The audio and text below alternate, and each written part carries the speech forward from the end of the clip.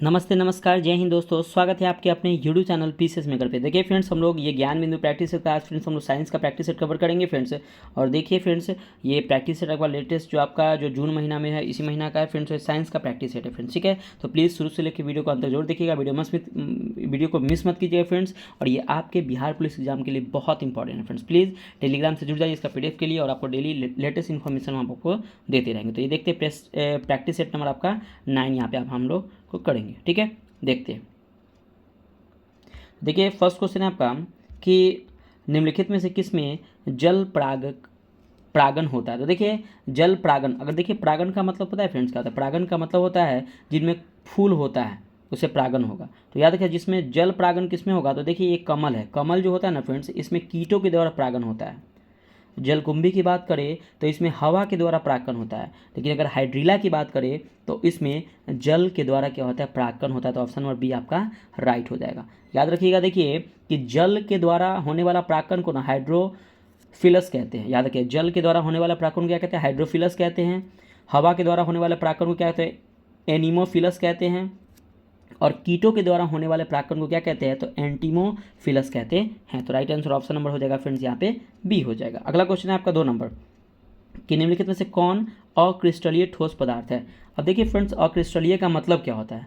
निश्चित क्रम में व्यवस्थित नहीं रहते हैं। देखिए अक्रिस्टलीय ठोस जो होते हैं ना, वो निश्चित क्रम में क्या होते हैं? व्यवस्थित नहीं होते हैं। और क्रिस्टलीय ठोस जो होते हैं वो निश्चित क्रम में व्यवस्थित होते हैं। तो देखिए अक्रिस्टलीय ठोस इसमें से कौन है? तो ये आपका है क्वार्ट्ज कांच। तो ये क्वार्ट्ज कांच हो गया, कोयला हो गया और चारकोल। याद रखिए इसमें कोयला हो गया फ्रेंड्स, कोयला हो गया और आपका क्या हो जाएगा? चारकोल। ये आपका क्या है? तो अक्रिस्टलीय ठोस है। लेकिन क्रिस्टलीय ठोस की बात करें तो सिलिकॉन कार्बाइड, ग्रेफाइट और चीनी, ये क्या है आपका? तो ये आपका क्रिस्टलीय ठोस है। अगला क्वेश्चन है आपका 3rd नंबर कि निम्नलिखित में से किस माध्यम में प्रकाश की चाल न्यूनतम होगी। तो देखिए फ्रेंड्स, आपको पता है कि प्रकाश की चाल अधिकतम किस में होती है? तो ठोस में होती है। और आपको सबसे कम किस में होती है? तो सबसे कम होती है गैस में। ठोस, द्रव्य और गैस में होती है। तो देखिए फ्रेंड्स, यहाँ पे क्वेश्चन ये पूछा जा रहा है कि ऑप्शन 4 ऑप्शन के अकॉर्डिंग कि प्रकाश की चाल न्यूनतम किस में होगी। तो देखिए अगर हम सबसे पहले बात करते हैं कि देखिए एल्कोहल, तो यहाँ पे एल्कोहल का ना अपवर्तनांक कितना है? तो 1.36 इसका अपवर्तनांक है। केरोसिन का अपवर्तनांक है फ्रेंड्स 1.44। अगर हम बात करते हैं कि तारपीन तेल का अपवर्तनांक है 1.48 और ग्लिसरीन का अपवर्तनांक है 1.47। तो देखिए फ्रेंड्स, अगर बात करें कि किस में प्रकाश की चाल न्यूनतम होगी, तो तारपीन के तेल में, यानी कि ऑप्शन नंबर सी होगा, क्योंकि सबसे ज़्यादा ये इसमें क्या होगा? न्यूनतम होगा। तो 1.48 इसका अपवर्तनांक है तारपीन के तेल में, ये क्या हो गया? न्यूनतम हो जाएगा। ऑप्शन नंबर सी हो जाएगा। अगला आपका 4 नंबर की निम्नलिखित में से किस प्रकार के जनन में जीव का संपूर्ण शरीर जनन इकाई के रूप में कार्य करता है। तो किस में करता है फ्रेंड्स? ये करता है आपके विखंडन में। आपको पता है कि विखंडन जो होता है ना, केवल एक कोशिकीय में, विखंडन जो होता है केवल एक कोशिकीय में। ठीक है, और मुकुलन के द्वारा जो जनन होता है वह एक कोशिकीय और बहुकोशिकीय दोनों में होता है। लेकिन अगर बात करते हैं ईस्ट में, मुकुलन जो होता है ईस्ट में जो होता है आपका एक कोशिकीय होता है, एक कोशिकीय के द्वारा जनन होता है। और हाइड्रा में क्या होता है कि बहुकोशिकीय के द्वारा जनन होता है। और जीवाणु जनन देखिए, अगर हम बात करते हैं कवक और शैवाल में होता है जीवाणु जनन। कवक और शैवाल में क्या होता है? जीवाणु जनन।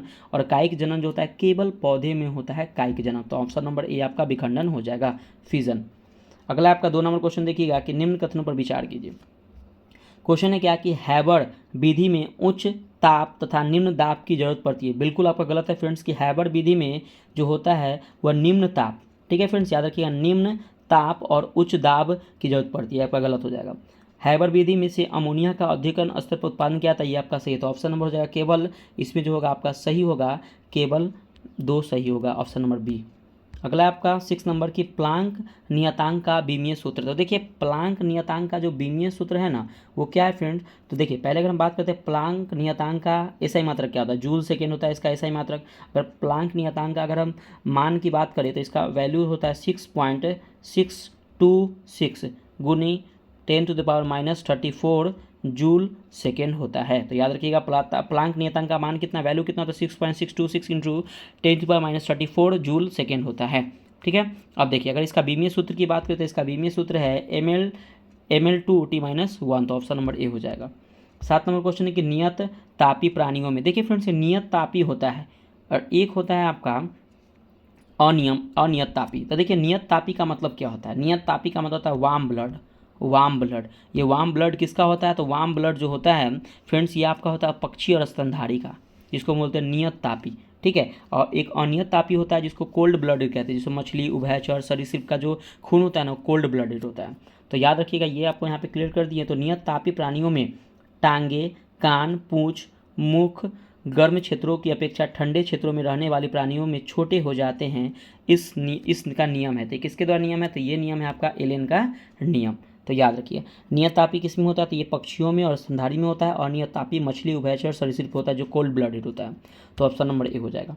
8 नंबर क्वेश्चन है कि वैसे बहुलक पॉलीमर जिसे बल द्वारा आसानी से फैलाया जा सके तथा बल हटाने पर जो पूर्वतः आकार ग्रहण कर ले, उसे क्या कहते हैं? तो उसे हम लोग कहते हैं उष्मीय प्लास्टिक कहते हैं, उष्मीय प्लास्टिक। अगर याद रखिएगा, अगर उष्माद्रित प्लास्टिक किसे कहते हैं? तो वैसे बहुलक जिसे बल द्वारा आसानी से फैलाया नहीं जा सके और बल हटाने पर पूर्वतः आकार में ग्रहण न कर ले, उसे क्या कहते हैं? उष्मीय दृढ़ प्लास्टिक कहते हैं। अगर उष्मीय दृढ़ प्लास्टिक का एग्जाम्पल की बात करें तो ये हो जाएगा बेकेलाइट, ग्लिप्टन, ये इसका हो जाएगा। लेकिन उष्मीय प्लास्टिक का उदाहरण क्या हो जाएगा? पीवीसी हो गया, पॉलीथीन हो गया, पॉलीथीन हो गया, ये आपका उष्मीय प्लास्टिक का उदाहरण है। अगला क्वेश्चन देखिएगा। अगला क्वेश्चन है आपका 9 नंबर कि यदि 2 ओम प्रतिरोध वाले किसी वस्तु उपकरण से 5 एम्पियर की धारा आधे घंटे तक प्रवाहित हो तो कितनी विद्युत ऊर्जा का खपत होगा? तो देखिए यहाँ पे आर बराबर फ्रेंड्स दिया हुआ है आपका, आर बराबर 2 ओम, आई बराबर दिया है 5 एम्पियर और टी बराबर है आधा घंटा, यानी कि हाफ घंटा, यानी कि आधा घंटा कहने का मतलब क्या 180 सेकेंड हो जाएगा। तो देखिए एक फॉर्मूला है, अगर हम बात करते हैं एक फॉर्मूला की कि आई आर स्क्वायर, डब्ल्यू बराबर आई स्क्वायर आर टी होता है। डब्ल्यू बराबर फॉर्मूला होता है आई स्क्वायर आर टी। अब यहाँ पे वैल्यू रख दीजिए, अगर इसका वैल्यू रखिएगा इसका मान आ जाएगा 9 × 10⁻4 जूल हो जाएगा। अगला क्वेश्चन 10 नंबर की मिसाइल सिस्टम तथा रडार का निर्माण करने वाली नवरत्न कंपनियां भारत इलेक्ट्रॉनिक्स लिमिटेड की स्थापना कब हुई थी? तो 1954 में हुई थी। अगला क्वेश्चन है 11 नंबर कि न्यूरोगिलिया किस प्रकार का उत्तक है? तो एक प्रकार का संयोजी उत्तक है, ठीक है। और याद रखिएगा कि न्यूरोगिलिया जो होता है ना फ्रेंड्स, ये तंत्रिका कोशिका को जोड़ने का काम करती है न्यूरोगिलिया। 12 नंबर क्वेश्चन है किस ताप पर किसी गैस की नियत मात्रा का 17 डिग्री सेल्सियस पर लिया गया आयतन दोगुना होगा तो यदि अपरिवर्तित होगा? तो यदि अपरिवर्तित होगा किस में? तो ये होगा 360 डिग्री सेल्सियस पर क्या होगा? अपरिवर्तित होगा। 13 नंबर क्वेश्चन है कि जब जल को 0 डिग्री सेल्सियस से 50 डिग्री सेल्सियस तक गर्म किया जाता है तो इसका आयतन क्या होगा? देखिए फ्रेंड्स, सबसे पहले बात करते हैं ना कि 0 डिग्री सेल्सियस से लेके 4 डिग्री सेल्सियस तक क्या होता है ना कि अगर किसी भी जल को अगर गर्म करते हैं तो पहले वो घटता है फिर बढ़ता है, पहले घटेगा, यानी कि पहले घटता है फिर बढ़ता है। अगर ठंडा करने में भी यही कंडीशन होता है, अगर ठंडा भी करना हो तो पहले घटेगा फिर बढ़ता है। तो ऑप्शन नंबर डी हो जाएगा। अगला आपका निम्नलिखित कथनों पर विचार कीजिए। गुणसूत्र क्रोमोसोम के 2 सिरे होते हैं जो कभी भी आपस में नहीं मिल सकते हैं। तो देखिए फ्रेंड्स, ये आपका बिल्कुल सही है कि 2 गुणसूत्र के 2 सिरे होते हैं जो कभी भी आपस में नहीं। जो 2 सिरा होता है ना, इसका नाम क्या है? तो टोलोमियर। जो 2 सिरा जो होता है उसको क्या बोलते हैं? टोलोमियर कहते हैं। नेक्स्ट है आपका ऑप्शन बी में कि अगर गुणसूत्र किसी कारणवश टूट जाता है तो टूटे हुए भाग आपस में जुड़ जाते हैं। तो बिल्कुल आपका गलत है, वो नहीं जुड़ते हैं। तो केवल आपका एक आपका सही है। 15 नंबर क्वेश्चन है क्या कि किस विधि द्वारा जल उपचारित करने पर इसकी अस्थायी और अस्थायी दोनों प्रकार की कठोरता दूर हो जाती है? तो ये होती है ऑप्शन नंबर यानी कि परमुटित विधि द्वारा। मतलब क्या, किसी विधि द्वारा जल उपचारित करने पर इसकी अस्थायी और अस्थायी दोनों प्रकार की जो कठोरता है ना, वह परमुटित विधि द्वारा होता है। लेकिन एक कलार की विधि है, कलार की विधि के द्वारा केवल अस्थायी कठोरता ही दूर होता है। लेकिन अगर दोनों की बात करें, अस्थायी और अस्थायी कठोरता किससे? तो परमुटित विधि के द्वारा ये क्या होता है कि ये दूर हो जाता है। तो ये भी आप लोग फ्रेंड्स याद रखिएगा। अगला देखिएगा 16 नंबर है क्या कि एक दर्पण द्वारा किसी वस्तु का 4 गुना बड़ा प्रतिबिंब बनता है तो इस दर्पण की प्रकृति क्या होगी? तो देखिए फ्रेंड्स, सिंपल सा अगर हम बात करते हैं ना कि अगर सिंपल सा कि 4 गुना बड़ा बने, मतलब समझिएगा अवतल दर्पण, क्योंकि आपको पता है कि गाड़ी के जो हेडलाइट में अवतल दर्पण का उपयोग किया जाता है, ठीक है। अगर हम बात करते हैं समतल दर्पण की तो ये हमेशा वस्तु के बराबर बनता है समतल दर्पण। अगर उत्तल दर्पण की बात करें तो ये हमेशा छोटा प्रतीत होता है और गाड़ी के साइड मिरर में ना हम लोग उत्तल दर्पण का उपयोग करते हैं। तो ये भी याद रखिएगा। अगला है आपका 17 नंबर क्वेश्चन कि पौधे के पत्ती में स्थित रंध्र के खुलने तथा बंद होने में मुख्य भूमिका होती है। तो मुख्य भूमिका किसकी होती है फ्रेंड्स? तो इसमें जो मुख्य भूमिका होती है परासरण की होती है, द्वार कोशिका की होती है और पोटेशियम लवण की होती है, यानी कि ऑप्शन नंबर डी हो जाएगा। और याद रखिएगा फ्रेंड्स कि द्वार कोशिका की अगर हम बात करते हैं ना, तो द्वार कोशिका याद रखिएगा कि रंध्र के दोनों तरफ ना 2 द्वार कोशिका होती है। याद है, कोई भी हमारे जो पत्ते के रंध्र होते हैं ना, उसमें 2 द्वार कोशिका होती है। अगला क्वेश्चन है आपका 18 नंबर की अग्निशामक में H2SO4 तथा डैश का प्रयोग किया जाता है तो NaHCO3 का प्रयोग किया जाता है, ठीक है। और देखिए फ्रेंड्स, अगर हम बात करते हैं क्या कि हमारा जो कभी अग्निशामक में जो आपको कार्बन डाइऑक्साइड और ऑक्सीजन का जो उपयोग करते हैं गैस को बुझाने के लिए, तो एक क्वेश्चन यहाँ पे ध्यान रखिएगा, CO2 हो गया और एक हो गया आपका O2। फिर देखिएगा CO2 हो गया और एक क्या हो गया फ्रेंड्स आपका O2 हो गया।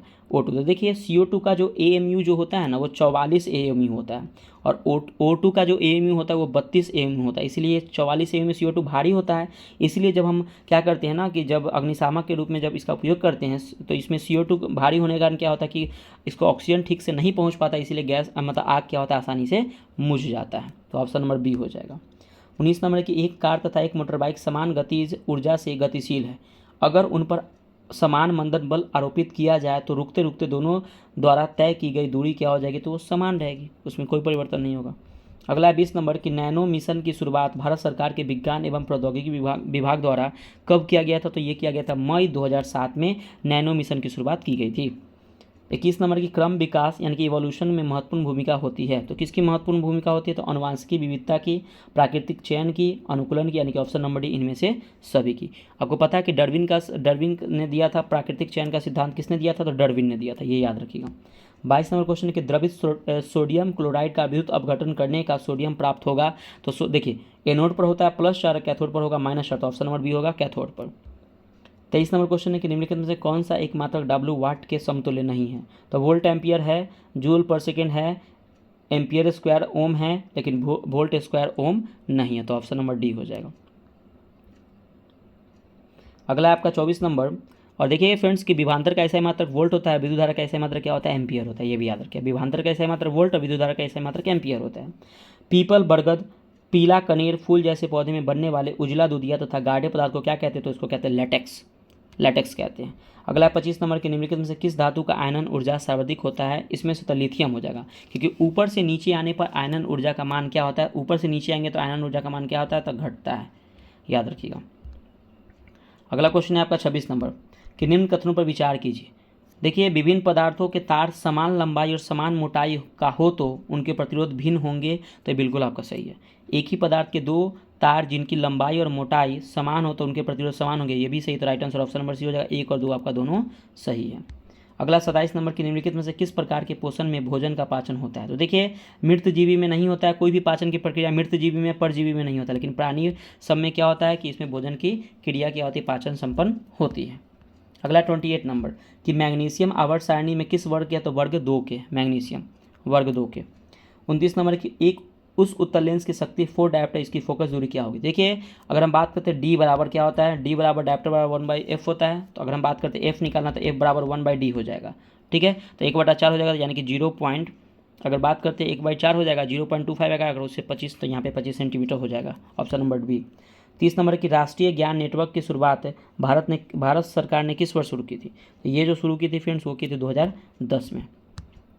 31 नंबर की निम्नलिखित में से कौन सा एक कथन सही नहीं। देखिए अगर हम बात करते हैं मेढक का हृदय 2 कक्षीय होता है, देखिए फ्रेंड्स ये आपका फिर पहला ही गलत है। देखिए मेढक आते हैं सरीसृप में, और सरीसृप का जो हृदय कक्षीय होता है ना 3 कक्षीय, सरीसृप में आपका सांप आ गया, मेढक आ गया, ये सब होते हैं 3 कक्षीय। लेकिन याद रखिएगा सरीसृप में एक एक्सेप्शन में आते हैं कौन, तो ये मगरमच्छ में 4 कक्षीय क्या होते हैं कि हृदय कक्षीय होते हैं सरीसृप में, लेकिन मेढक में कितने 3 होते हैं, सांप में भी 3 होते हैं, लेकिन फिर बात करें मगरमच्छ में 4 हृदय कक्षीय होते हैं, तो पहला आपका गलत हो जाएगा, ऑप्शन नंबर ए। मछली का हृदय 2 कक्षीय होता है, लेकिन एक्सेप्शन में याद रखिएगा वेल, स्तनपाई वेल में 4 कक्षीय हृदय होते हैं।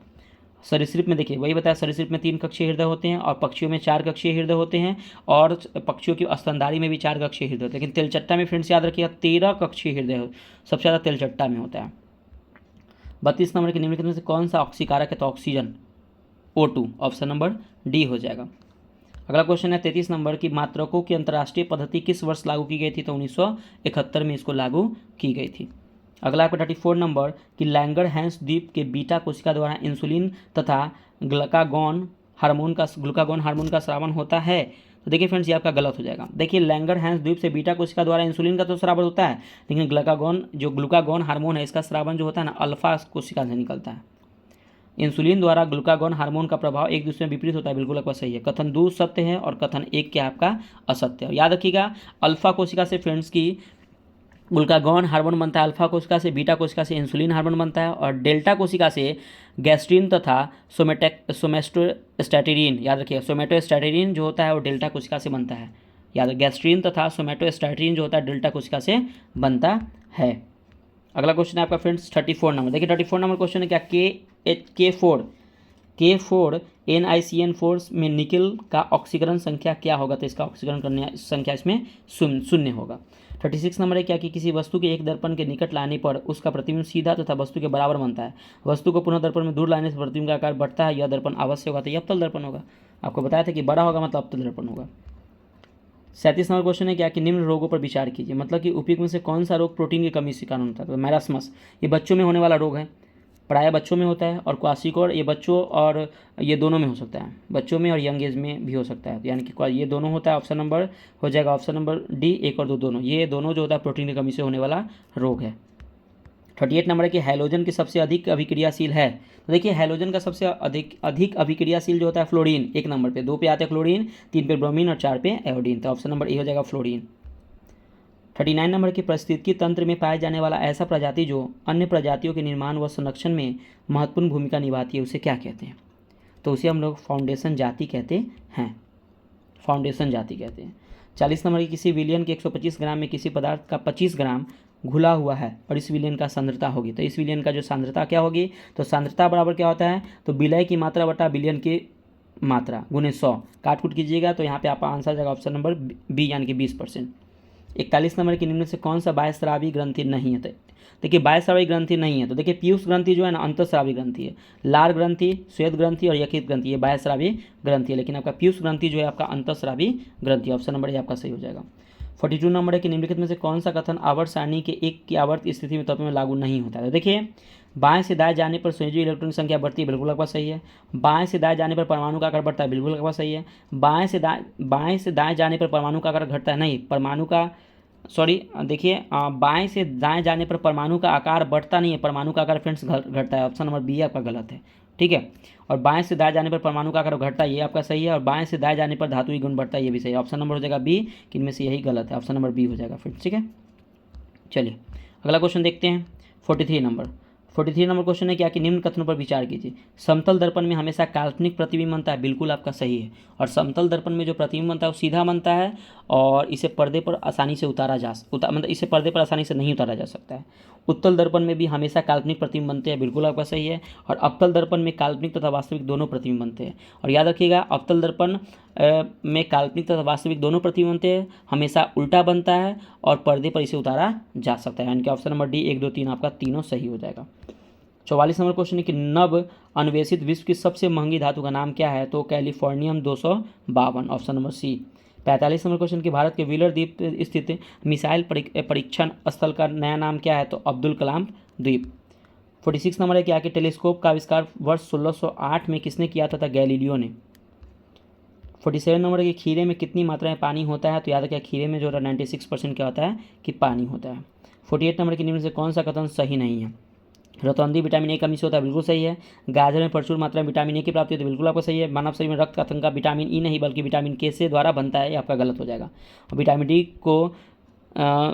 डी को सनसाइन विटामिन कहते हैं, बिल्कुल आपका सही, तो ऑप्शन नंबर हो जाएगा। फिर कौन सही नहीं है, तो ऑप्शन नंबर सी।